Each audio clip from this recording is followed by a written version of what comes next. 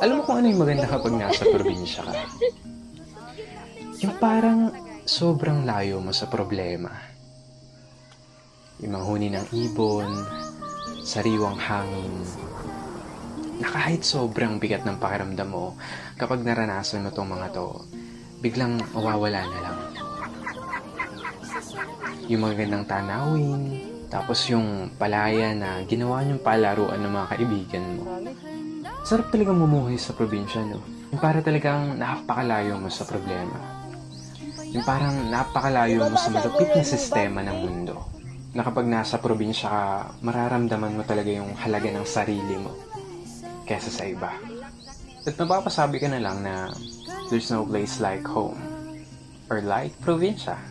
At ikaw na nanonood nito ngayon, masaya ako at naparamdam ko sa'yo ang pamumuhay sa isang Kasi probinsya. busog.